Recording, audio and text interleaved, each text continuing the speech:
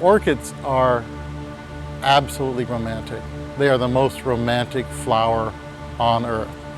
The shape of the flower seemed to have a fascination for human beings that, in some ways it is certainly as passionate as sexual fascination. Orchids are kind of an argument for the existence of God in that they are so beautiful, but they are also an argument for the existence of sin because they tend to tempt people into doing things that they probably shouldn't do.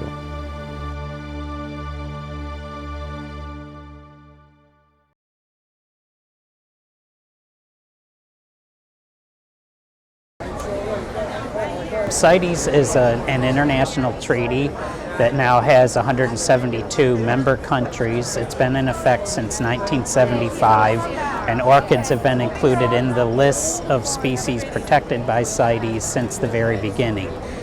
I cannot think of any orchid species that has benefited by being placed on CITES. The intention is to prevent trade from being something that endangers or causes the extinction of a species. So that's the intent with orchids as well, is not to keep them away from people, but to make sure that the access is controlled in a way that they aren't overexploited. It's making them go extinct. Because I mean, it's prohibited to bring them in from certain countries, and a lot of these countries could care less. They're not into preserving the species. I remember in Zimbabwe, it's permissible to cut down a tree to burn for charcoal. But if there is an orchid on the branch, it is illegal to take the orchid off the branch and grow it, but you can still burn the orchid while it's on the branch to make charcoal. From what I've been told and read, they use some of the Paphiopedilums in Thailand during times of drought and things like that as fodder for their pigs. So, go figure. And these things are endangered, and you can't cross the border with them or do anything like that. I don't know. It's quite frustrating.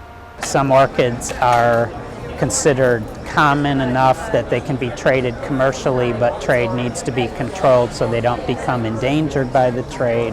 And then there are actual endangered species of orchids, for example, some of the slipper orchids. The Asian slipper orchids used to be collected, and you could import them legally, and the collectors were relatively careful not to over-collect the populations because they knew they could go back there every few years and harvest more. When they were made illegal, there was a period of about 6 months before the laws came into effect. During those times, the collectors went out and collected every damn plant they could find because they knew this was the last time they could do it legally. Unfortunately, a lot of these things are prohibited, period, and nobody could have them. You could go to jail, which is, it's sad. It's sad to see that, especially for an orchid. I mean, you get treated like a drug dealer almost, in some cases worse.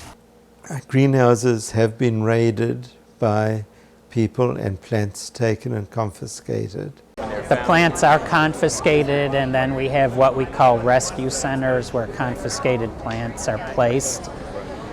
Not all plants end up in rescue centers. Some may be destroyed. I think CITES has done much more damage to orchids and stuff like that. It's caused more the illegal smuggling of them.